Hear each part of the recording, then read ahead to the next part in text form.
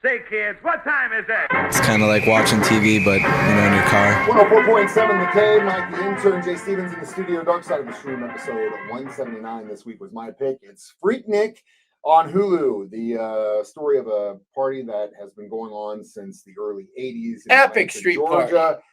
Before we get into this, I just want to make it known that I definitely feel a little uncomfortable being a white dude talking about an all-black spring break festival that's been going on in Atlanta for 40 years. I love it. So we're going to do our best to dive into it, but it was a very, very interesting story to say the least. Like I mentioned last week at the end of the episode, I would love to go to something like this. I mean, that's one of the things I love about going on vacation. And I love crazy madness too. I love that part of it, just being in the center of it. But I just love going to different places and experiencing like different cultures in what they do. Like I mentioned with Colombia, I would love to go to that country, Bogota, Medellin, whatever. But at the same time, I'm scared to death that I'd be kidnapped. Nowadays, a little sketchy. There's some if I knew someone that would ill towards Americans in a lot of countries. Just opportunity. I mean, you're talking about people that are literally like hand to mouth trying to survive every day, and then all of a sudden, a guy like me comes there, like, oh, there's a tip. I'm a big radio star. Oh, I wouldn't say that at all. I'd be dressing down, like I do now. But yeah, I would love to be there, but it's one of those situations where I feel like I have to know someone or I need to pass, right? And I don't know. You'd have to go with somebody who has ends. Yeah, someone that's like, oh, he's vouch for cool. you. No, this guy's cool. He's cool. This guy's cool. This guy's cool. So if you're listening and you do, or you're planning on going to Freaknik next year, and you want to bring me or Jay with you, please, we'd love to go, and we will have a blast. And we'll throw my hair out massive. We will stay out of your way, and we will just observe and enjoy. Either way. This festival started in Atlanta in 1983. A bunch of college kids just threw a party. Just decided, we throw badass parties. Everyone's leaving town. They weren't really feeling the Gulf Shores vibe or going down to couldn't afford it, or couldn't afford to go on vacation. Some couldn't. It's stuff I could never afford it. We'll talk about our spring break stuff later on down the road. But essentially, it was just a picnic, right? And just come hang out at this park. And it was big, and it got bigger. And got bigger. I thought it was really cool to see the four of them that kind of built this started thing. It, right? Yeah. But it's kind of one of those deals where it's like anything that you do in college that continues on after you leave. It completely changes. Takes a life of its own. Oh my God. And you don't have any control of it. And then gets too crazy. Yeah. And now it's at a whole. I love the beginning where they show like the old videos, like the camcorder videos, and then they show today. Yeah. And like the juxtaposition of how different it is. And then they show, I can't remember which one. It wasn't 21 Savage. It was one of the older dudes. And I think it was like Too Short. And he goes, man, the kids don't know nothing about Freaknik. And that was like, And you got Luke from Two Live Crew. Yeah. Well. But at the same time, it's relative. It's relative to what was cool when you were a kid and how far you go versus different generations, man. And they didn't have social media back then. They just had how did this word of mouth spread this thing?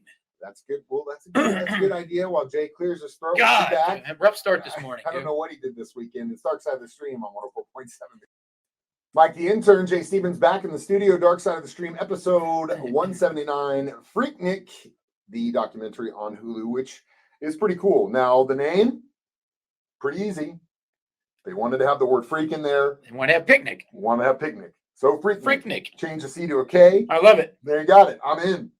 It's pretty incredible. The fact that it was, inspired by They Freak, Say Chic. Yeah. It was kind of cool, but it would definitely take on a mind of its own. Before we continue on, let's talk about our spring break experiences. Did you ever do any? I know you didn't go to college, right? No, you didn't go to college. So you never did any kind of spring break. I mean, your life essentially is one big spring break. Living in Hawaii for a long time. Yeah, moving back to LA for a long time. Being in rock band, if your life is a spring break. You never really stopped having. I'm still having spring break every year. Life is the endless summer. It is, yeah. Until winter comes along, and then you just see him kind of moping around. Yeah, but it's all right. The sun shall shine again, baby. Skin starts to pale, and we almost lose him. We get like this close. He's like 10% depleted. He's got nothing. Then all of a sudden, the birds start singing. We are. And then he's renewed. We are a month away from show season in full effect. So we're back, baby. We're back. And then now I get from a tired, under sun Jay to a overworked, hungover Jay. Overstimulated. It's really one or the other. Me personally, I was in the category of, well, two things. I guess my life also has been a long spring break, especially during that time period of my life. But also, I was in the broke. I paid for everything. I paid for my own school. I paid to live. I paid rent. I worked my butt off through college.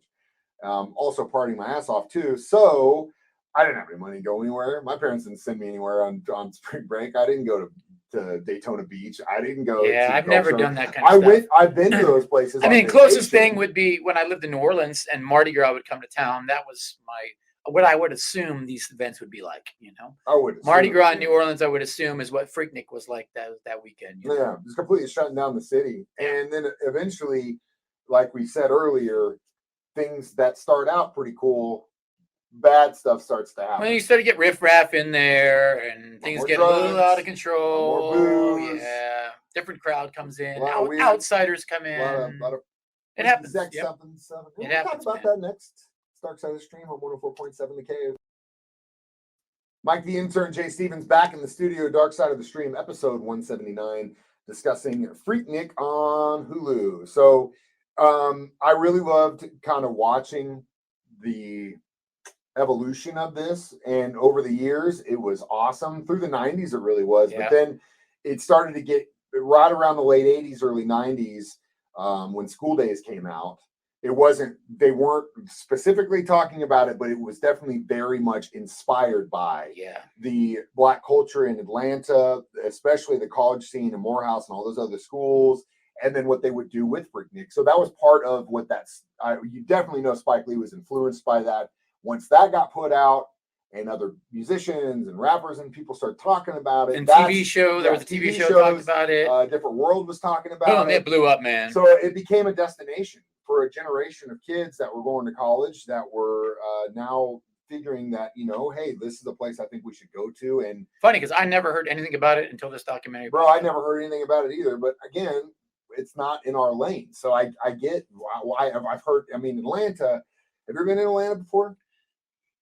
I mean, you were close. You were in New Orleans. Yeah, people from Atlanta would come down to you all the time for the Falcons. You're not too far. No, I don't think. I've probably been to the airport.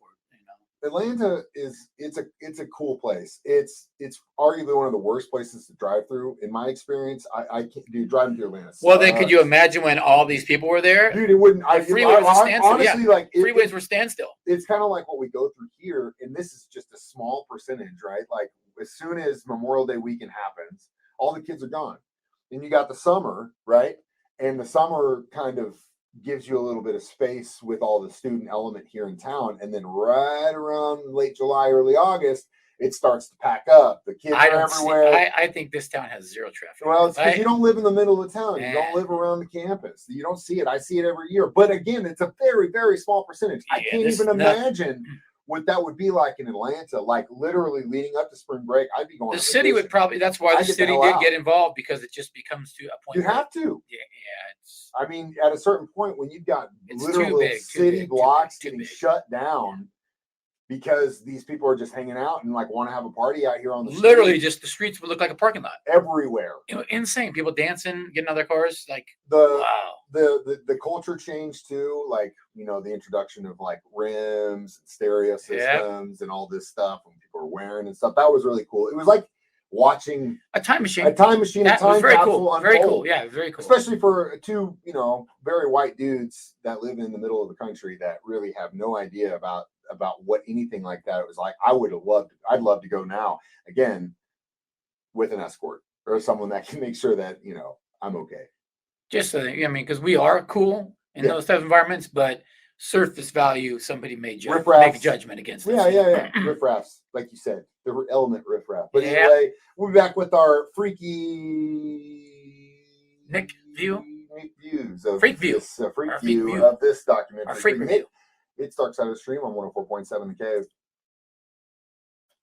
Mike the Intern, Jay Stevens back in the studio one more time. It is Dark Side of the Stream, episode 179, Freaknik on Hulu. So how many booties shaking? Yeah, well, I said that's what they called it. They didn't. It wasn't twerking. It was called booty shaking. But the funny thing is that it's a the same thing. Same The thing. only difference is the size of the booties have gotten Woo! bigger, and that's just because I of know plastic that you're. surgery. I ladies know and you're an and ladies, aficionado of the booties. butt.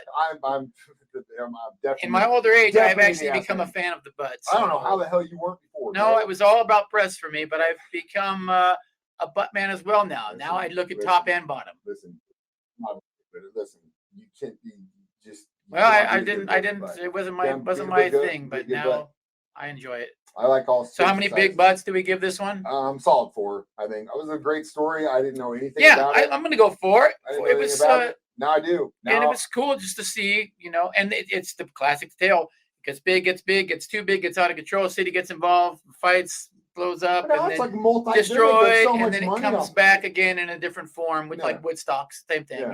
Yeah, we Woodstock got was money awesome. off it. Then they had a crappy Woodstock. Now they have decent Woodstock. Same kind of story. So I liked it. But that was good. And again, I think Jay and I now for the next year are going to try and convince our significant others that we need to go down to Atlanta Freaknik for and experience it. spring break next year. Jordan would fit in really well down I there. know Jordan would fit fit the booty. Those That's why I say we probably need an escort for She you. would, yeah. She'd She'd get mobbed on. Hey, where's She'd your get mobbed man? on. As soon She'd as they get- see you, it's she'd like, get oh, mobbed come here, on. buddy. She'd get mobbed And I'm like, I don't know who I that. know. I don't know who that old ass dude is.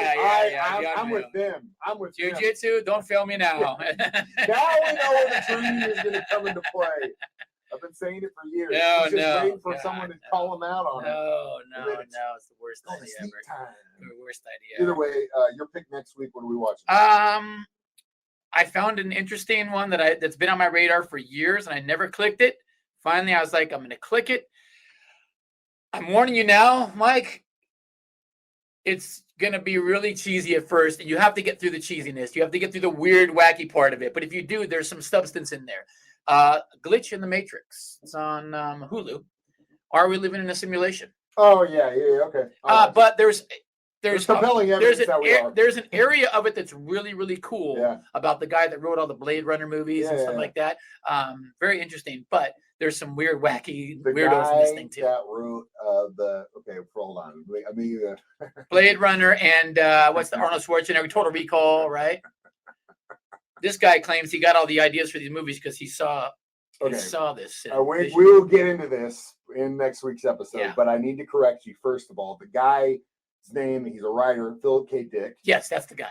He didn't write Blade Runner. He wrote a story called "Do Androids Dream of Electric Sheep?" There you go. Which was the basis for Blade Runner, And and Total then of Recall. course Total Recall and all that. A couple stuff. other movies too, I He's think. done Yeah. a ton of. And he Now, says he got all these ideas from seeing the Glitch in the Matrix. He saw all this information there. Which that's is, also who knows? because the dude was heavily influenced by drugs. And we'll get into Here we that go. Next week. when we discuss whether or not we're in Yeah. a simulation. You can watch us in a simulation on Facebook Live every Thursday 9 a.m. or on YouTube, or you can just listen to us do this as a podcast every week on Thursday 9 a.m. on our 104.7 The Cave app, or just listen to it live during my show at 9 or Jay's at 6 p.m. Again, I'm Mike the Intern. That's I Jay am Jay Stevens. Stevens. Hopefully, this is reminding the right you, direction. We watch movies, documentaries. so you don't have to. It's Dark Side of the Stream on 104.7 The Cave.